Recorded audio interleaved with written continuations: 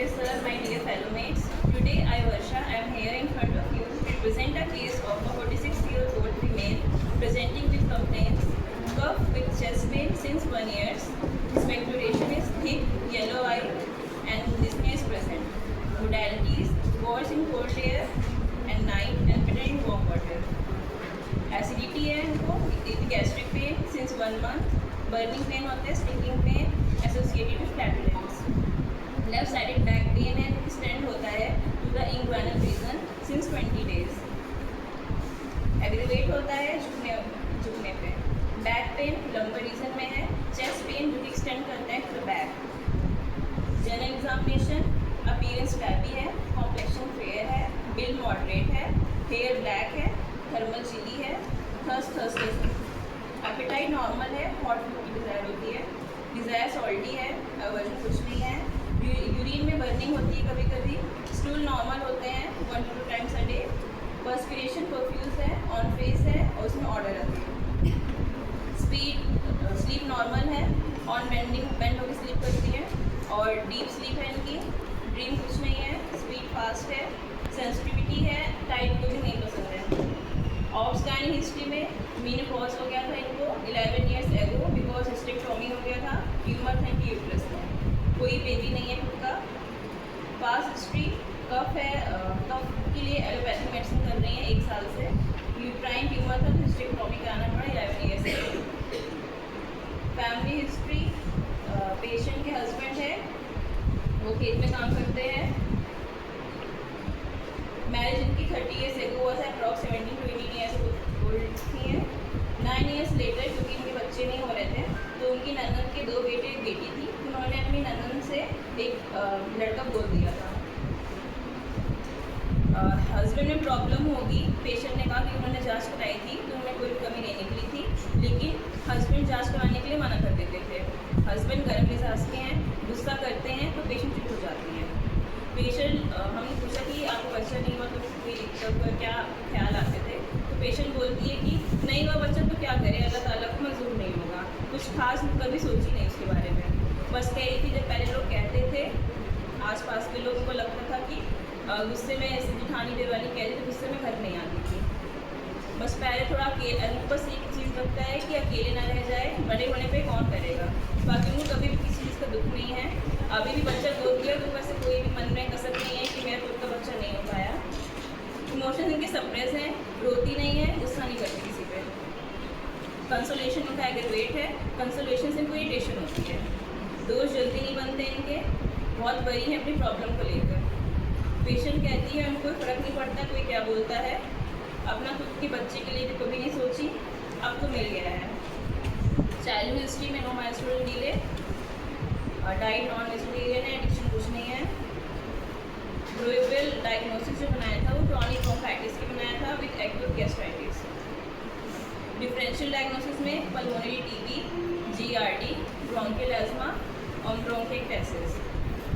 Pulmonary TB में होता है क्रॉनिक कफ होता है, चेस्ट पेन होता है, लेकिन ना कोई मेंशन ऑफ फीवर और वेट लॉस नहीं था, नाइट स्वेल हीमोप्टासिस का, तो हमने पल्मोनरी टीबी को हटा दिया.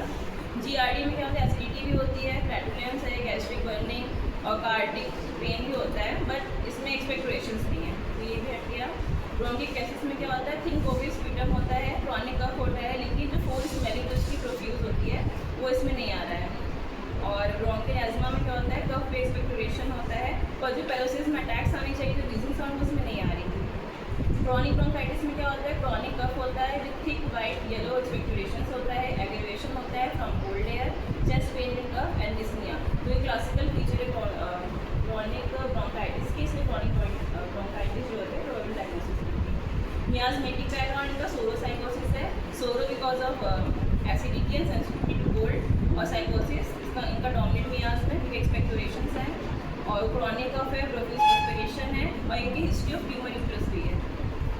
इवैल्यूएशन ऑफ सिम्टम्स में मेंटल जनरल में सप्रेस इमोशन लिया था, इंडिफरेंस, कंसोलेशन एग्रीवेट लिया था. फिजिकल जनरल में desire for salt, thirstless, profuse perspiration, sensitivity to tight clothing. Particulars में cough with thick expectoration, stitching, chest pain and back pain radiating. रूटीज लगाए थे. Mind emotion suppress, mind indifference, mind consolation aggravate. Stomach particular में stomach acidity, cough cold air aggravate, expectoration थी, expectoration white, yellow white, और extremities pen, shoulder कफ aggravate during stitching pain, और transpiration produce कराया था। जो रेमेडीज़ आई थी वो सीपिया थी, सल्फर थी, फोस्फोरस थी, लाइकोपोडियम थी। फोस्फोरस इसलिए नहीं थी, उसमें कफ चेस्ट पेन एक्सपेक्टोरेशन तो था, लेकिन ओपन होता है, बहुत एफेक्शनेट होता है, उसको कंपनी चाहिए रहती है जो उनको नहीं चाहिए थी, और उसको थर्स्ट होता है कोल्ड वाटर की, थर्स्ट ले सकती है। लाइकोपोडियम में कोई इसमें नो इमोशन सपरेशन नहीं था, होता है, बाकी एसिडिटी फैक्टर्स कवर कर रहा था, लेकिन मेंटल कवर नहीं करता, अपनी बातें बोल देता है। सल्फर में ऐसे हीट स्वेटिंग एसिडिटी हो रही, लेकिन बहुत ज़्यादा एक्सट्रोवर्ट होता है, बहुत ज़्यादा फ्रेंडली नेचर, तो जैसे जो इसमें नहीं था। सीपिया में इमोशन सपरेशन दिख रहा है, इंडिफरेंस टू फैमिली दिख रहा है, एवर्जन टू कंसोलेशन भी दिख रहा है, और इनके अंदर कहीं कहीं वो बैकेट टेंडेंसी थी, क्योंकि बैक की लंबा रीजन पेन हो रहा था, और यूट्राइन ट्यूमर की हिस्ट्री भी आ चुकी है, तो इसलिए हमने उनको सीपिया 200 प्रिस्क्राइब की थी। और इनका 15 डेज़ बाद इनका फॉलोअप आया था, जिसमें इनको इंग्वाइनल पेन जो एरिया में हो रहा था वो डिक्रीज हो गया था, बैकेट कम हो गया था, एक्सपेक्टोरेशन कम हो गया था, कफ के पैल्स कम हो गए थे, स्लाइट चेस्ट पेन था, तो हमने उनको एसिड प्रिस्क्राइब की थी। फिर 15 डेज लेटर जब पेशेंट आई, तब उनके सिम्टम्स अभी भी उतने अच्छे से कवर नहीं हुए थे, तो हमने उनको फिर से ये सीपिया 200 की वाटर डोज दिया था। फिर कल मैंने पेशेंट को कॉल किया था, तो उन्होंने कहा था कि पेशेंट पहले तबियत बहुत सही है, कफ डिक्रीज हो गया है, एक्सपेक्टोरेशन डिक्रीज हुआ, बैक कफ बिल्कुल नहीं है, लेकिन स्लाइट चेस्ट का भी बना हुआ है।